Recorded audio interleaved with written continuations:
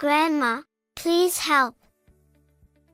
The late-night phone call from my granddaughter conveyed the pitiful situation my daughter was in.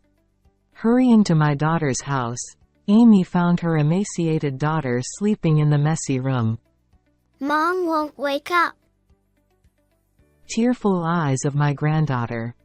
My daughter's husband seemed to have left her in this state and not returned. I will never forgive him who puts my precious daughter and granddaughter in such a situation. Trembling with anger, I took my daughter and granddaughter out of the house. My name is Sarah, and I'm 65 years old. Ever since my husband passed away from illness, I've been living alone. My simple pleasures of living alone include chatting with neighbors, taking daily walks, and tending to the garden. I lead a very ordinary and quiet life. However, when it comes to my daughter and granddaughter, I suddenly feel invigorated. For me now, the happiest moments are when my daughter Nancy brings my granddaughter Amy to visit. However, since my daughter's family lives far away, we only get to see each other about once every 2 months. While I wish we could meet more often, it's just the way things are. That's why I spend time preparing for that special day. From cleaning the house to managing my health to experimenting with new recipes, everything is done in anticipation of the day I get to see my daughter and granddaughter.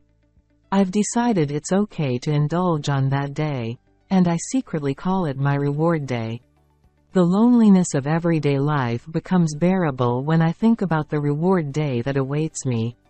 I don't just want you to visit during vacations and New Year's, but I want you to come and see me every few months without fail. I told my daughter when she got married. This request isn't just to fill my own loneliness. My daughter, who resembles her late father and has a fragile constitution, has always been prone to health issues since childhood. That's why I want to see her regularly and check on her well-being with my own eyes. Of course, we stay in touch regularly through phone calls. Recently, I prompted her to contact me through email, and she called me when she had some free time. Thank you for the call. It's getting colder, but you haven't caught a cold, have you? How's your health? My daughter remains a child to me.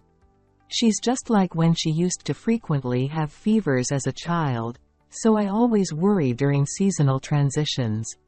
My daughter responds to me, laughing and saying I worry too much. Don't worry too much, Mom. If anything happens, Michael is here. Amy is also doing very well. How about you, Mom? In response to my daughter's question, I proudly replied, I'm doing well too. My son-in-law, Michael, works as a salesperson for a trading company. He's a tall, slender, and very kind-hearted young man. He and my daughter met through mutual friends in the neighborhood and got married after dating for a while. Now that my husband is no longer here, he's the only male presence in our home. Like my daughter, I also rely on my son-in-law a lot. One day, during a typical weekday afternoon, I received an unexpected call from my daughter. It was unusual for her to call without my prompting. With curiosity, when I answered, only to be surprised that it was my granddaughter, Amy, on the line. She remembered the passcode to her mother's smartphone and unlocked it herself. First graders these days are amazing. I praised, but Amy's tone indicated something more serious. Grandma, Mom is really sick and in a lot of pain. Her voice was unusually very small. It seemed my daughter was asleep in bed, and Amy was speaking softly to avoid waking her. She's such a considerate child. It's okay, Amy. Grandma will take care of it right away. I reassured her gently before ending the call. Immediately, I called my son-in-law. He was probably at work, but it was an emergency. After several attempts, he finally answered. He seemed surprised when I mentioned Amy's call. Amy called you? I understand. I'll go check on Nancy right away. In the evening of that day, I received a call from my son-in-law, who updated me on my daughter's condition. Apparently, she had developed a slight fever and spent the day resting. He apologized for causing concern, mentioning that their granddaughter had made a bit of a fuss. She's asleep now, so we'll let her rest for the day. Sorry for worrying you. Michael said, expressing his intention to continue taking care of my daughter. It was reassuring to know that he was by my daughter's side, offering support. I thanked my son-in-law and ended the call. A few nights later, just as I was about to go to bed, I received a call from my daughter at a late hour. Answering the call, I found my granddaughter, Amy, on the other end once again. Her voice trembled, as if she were crying. Grandma, help me. Her voice instantly woke me up, and I sat up abruptly. Amy explained that her mother was still asleep and wouldn't wake up. Feeling helpless, she reached out to me for assistance. When I inquired about my son-in-law's whereabouts, Amy informed me that he wasn't home. Dad can't come back. Grandma, please, help us. Hurry. This was serious. While calming my granddaughter down, I quickly got ready. Amy reassured me that her mother seemed to be breathing, even though she was still asleep. I rushed out of the house and hailed a taxi. There was no time to think about late-night fares or anything else. Arriving at my daughter's house, I was greeted by my pajama-clad granddaughter rushing towards me, clinging to me desperately. Mom. Mom. Holding my granddaughter close, I turned on the lights in the room and was shocked by the sight before me. The room was in complete disarray. Lunch containers, empty cans of alcohol, and other debris were scattered around, with barely any signs of cleaning. And my granddaughter, clinging to me, didn't look well kept either. Her hair and nails were overgrown, clearly lacking care.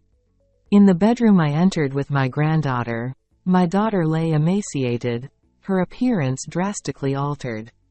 Nancy, are you okay? I rushed to my daughter's side and checked her pulse. It was shallow, but she was breathing, which brought some relief. However, her forehead felt burning hot. Something had to be done immediately. I quickly arranged for an ambulance and waited for its arrival. During that time, as I tended to his unwell wife, I couldn't help but wonder where my son-in-law had gone in the middle of the night. When I asked my granddaughter about him, she shook her head vigorously. Then, without saying a word, she handed me her mother's smartphone. On the screen, I saw a WhatsApp chat conversation. It contained messages from my granddaughter to her father, reporting her mother's condition and pleading for him. Please come home quickly. In response to her distress call, my son-in-law's reply was just one word: Drinking. After that, my granddaughter continued to send messages asking him to come home, but he ignored them. That's probably why she contacted me. Dad didn't come back. My granddaughter's tearful plea resonated in the room. Just witnessing her anguish was heart-wrenching. What a despicable man he must be. He seemed unwilling to respond to his daughter's SOS from her mother. It was absolutely outrageous. After receiving medical attention at the hospital, I decided to bring my daughter and granddaughter home with me. My granddaughter, feeling safe under my protection, began to slowly recount her father's behavior. His responses on WhatsApp and his actions, as told by my granddaughter, were completely different from the man I spoke to on the phone with my daughter on a regular basis. The next morning, there was an incoming call on my daughter's smartphone. It was from my son-in-law. Since my daughter wasn't feeling well yet, I answered the call. However, it seemed he didn't realize it was me on the line, as he started speaking one-sidedly. What the hell are you and Amy doing out at this hour? Where's my breakfast? Hurry up and come home to make it. What arrogant language. It was completely different from how he usually spoke to me. Oblivious to my astonishment, my son-in-law continued. Are you even listening? I am not Nancy. I replied in one word. Then, my son-in-law muttered. Oh, are you Sarah? It was clear he realized his mistake. He fell silent for a few minutes, then hesitantly asked about my daughter. It's too late, I said. I could sense my son-in-law's shock. He knew my daughter wasn't well, yet he had left the house. He must be terrified of my words. Michael, I'm disappointed in you. You've been lying to me, pretending there was no problem. Nancy and Amy, have they suffered because of you? Last night, I heard from my granddaughter and my daughter, who had regained consciousness. It turns out my son-in-law had quit his job and let my daughter work while he got addicted to gambling and roamed around for fun. Moreover, he had accumulated a huge debt and left the repayment to my daughter, while he pretended not to know anything about it. My daughter and granddaughter stayed with me overnight.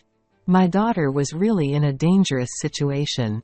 And your child, covered in bruises, it's all because of you. I will never forgive you, I told him sternly. Apparently, my son-in-law often raised his hand against my daughter.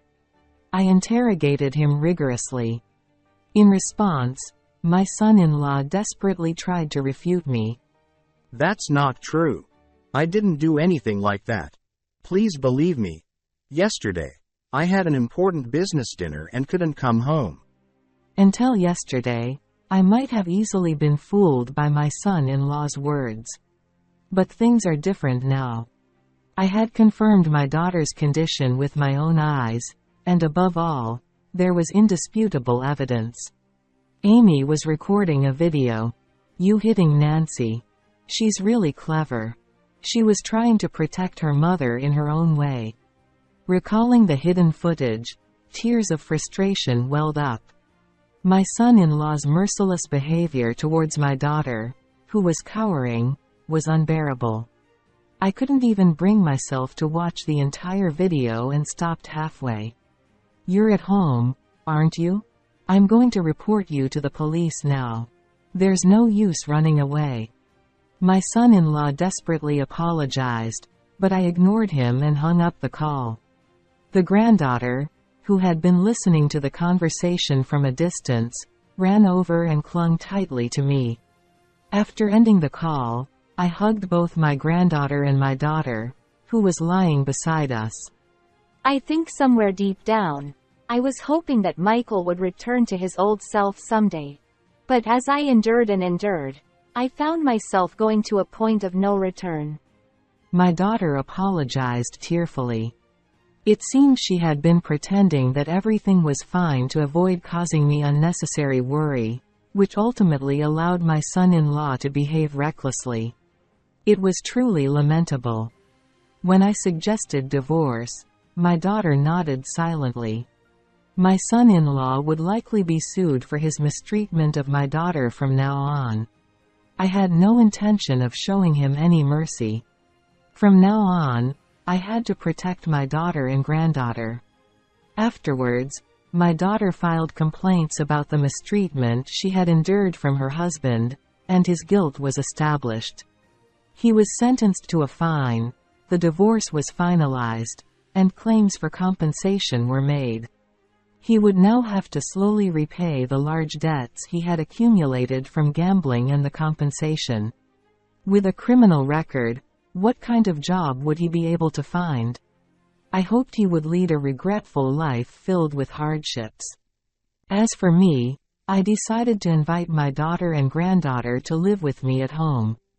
With my care reminiscent of her childhood, My daughter's health was gradually improving. Time would surely heal the wounds of her heart, which had been hurt by a terrible man.